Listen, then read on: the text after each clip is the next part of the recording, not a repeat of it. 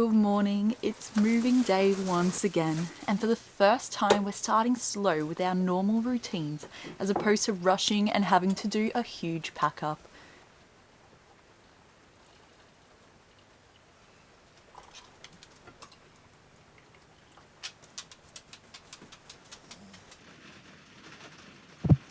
I always get up first and relax with the dogs while drinking my coffee, and at the moment, looking at the cows.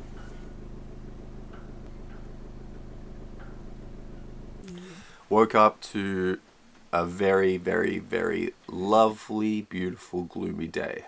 Normally these are my favourite kinds of days. But we're not at the point with the bus yet where she'll go comfortably in a rainstorm. I don't have windscreen wipers for starters. So we're grounded here until the rain stops. So we're both just going through and doing the last few jobs before we go, including putting all the rubbish in the dumpster. So we've got fresh bins and compost bins as well. Going through that checklist that we had the other day, doing the grey water, making sure that it's clean, making sure everything that fell off yesterday during the practice move is secure, and yeah, then we'll be good to go. There's a bit of a break in the rain right now, so hopefully we'll be able to go fairly soon.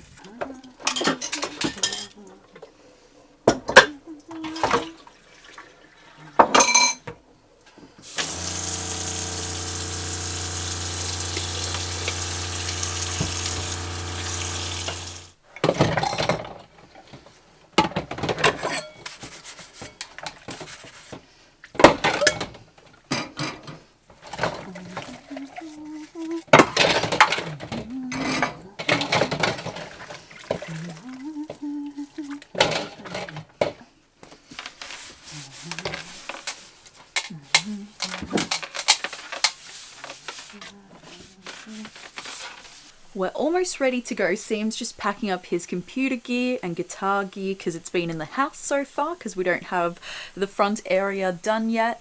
But I'm just whipping up a quick sandwich to take with us. We've got schnitzels, some salad stuff, and I'm just toasting some bread. That's the best thing about traveling in a home, and especially as we get better and better at making space for things and making it really easy to just be able to pack up and go.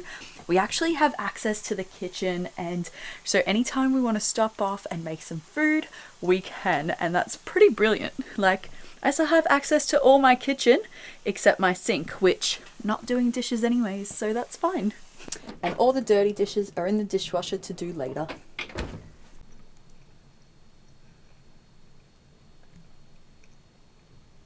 But on positive news... Oh, nice sandwich. I am hungry. I need to get my bike in here though first. But look how good it looks. It looks schnitzel sandwiches. Yeah. Oh, it's perfect. But I'm still not done yet. Hey buddy. So busy. I am very busy. It'll be good once those are bolted in. I was literally thinking the exact same thing. Because then you guys could have the whole couch and we don't have to move anything. You excited for a new place? I am excited for a new place. I like this place, but bus life is all about moving on to the next place. So this is exciting. Maybe one day we'll have a bike rack on the back. I think what we'll end up doing, I've been doing some research, is having a box trailer.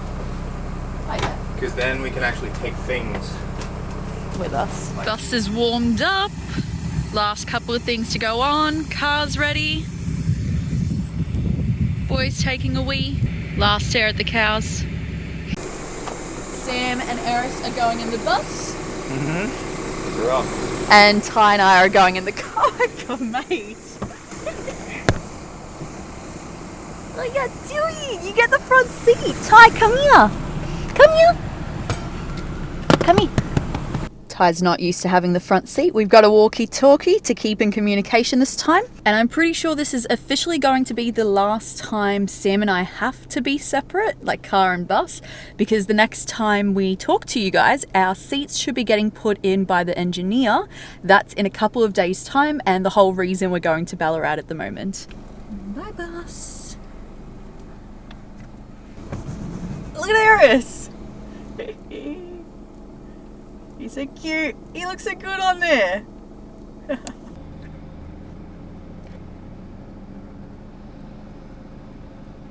Off she goes.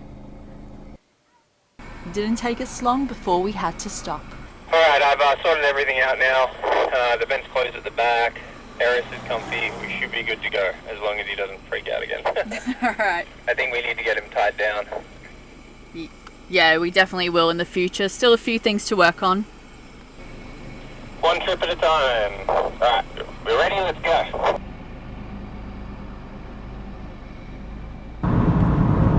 Hopefully no rain ahead of us.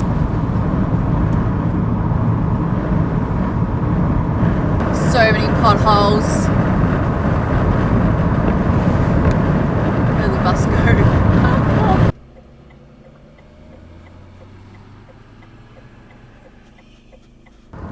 One of my favourite parts of bus life so far is driving through as the environment changes. Even in such a small section of the country, you have so much variety in the landscape. Wow, I've never been in a place where the windmills can all be seen that well and that close. They're pretty impressive when you get up close. They're pretty beautiful. This trip was only an hour and a half, so it didn't take long for the landscape to change from cattle land to forest as we neared our destination. We are parked in our new spot, and just for our friends' privacy, we aren't going to share too many landmarks or things, but just know we have arrived safe. The journey was pretty smooth with many things that fell down, but not any that we couldn't clean up easily enough. We forgot to bolt down that last shelf. Whoops! She came down. Yeah. Oh no. Did you have a good ride?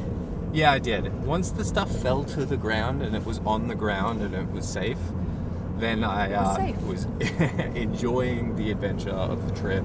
We were going down some pretty narrow roads, one lane roads, but it was all very open, and there was evidence of like school buses going through, so I knew I was going to make it. Yeah, so it was a really good drive, a really good test run, and now we know how much more we need to do. We are also absolutely stoked to be where we're staying right now because we are surrounded by heaps of trees and nature, and there's plenty of places to walk. So yeah, we're going to go out to Ballarat tonight with some of our friends for their birthday, and just catch up with you guys when we do next. That's so cool. They're so close. So one of the more annoying things that happened from the move due to that shelf falling down is that our LED light actually broke. And so all we're left with is a strip this long. But I just figured out, I had a look at it more closely, and I think we're going to be able to reconnect it so it's still going to work and the solder will keep it all together. When I tested it out, it worked. So that's super positive. I'll show you guys where I cut it.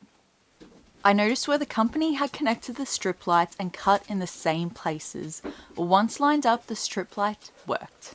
Yeah, so what I'll do is I'll just connect two bits. So while Sam secured and soldered the light strip back together, I made sure to screw in that shelf so we didn't have the same mishap with our trip to the engineer in the morning. Alright. Repaired. We've also bolted in our shelving. That won't happen again. Fixing problems today before the engineer tomorrow. Yep.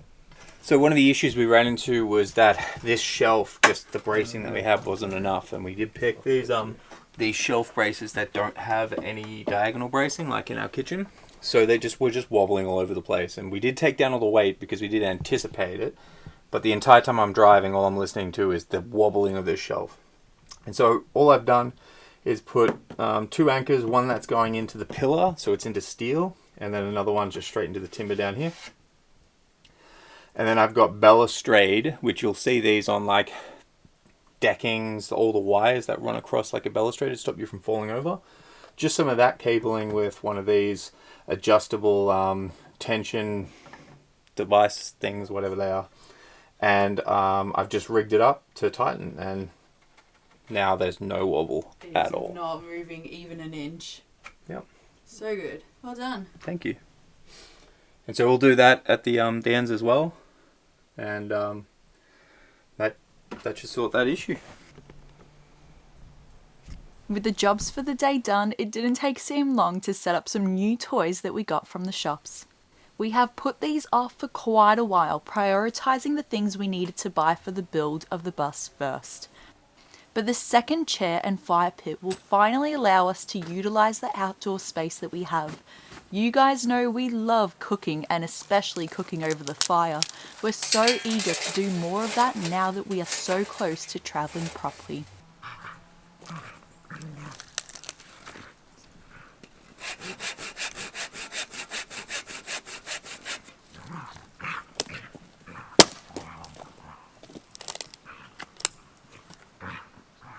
Our friend's property has a lot of bracken, which if you didn't know makes a really great fire lighter. Sometimes it's hard to eradicate or remove invasive plants, and bracken is one of the most invasive plants that I've come across.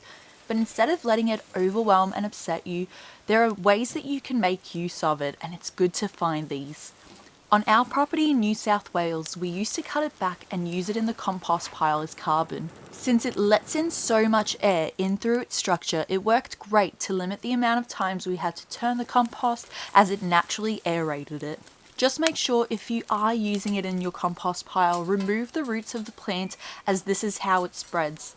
Those parts are good for burning. Sam is a lot more patient when it comes to starting fires. You can see he lets the bracken burn for a while before increasing the size of sticks on top. New place! Oh my god. Fire, bus, trees, blue skies. What could be better? Playful dogs. I mentioned earlier one of our favourite things is cooking over flames, but something we love even more is cooking over flames for others. So to say thank you to our friends and our new hosts, we cooked up some burgers to share. It's been so lovely to reconnect with nature and the outdoors again. We are both so eager to slow down and enjoy our new life in the countryside amongst the forest trees. Thank you for joining us, and make sure you subscribe. We will see you soon. Yum. Yum, yum, yum.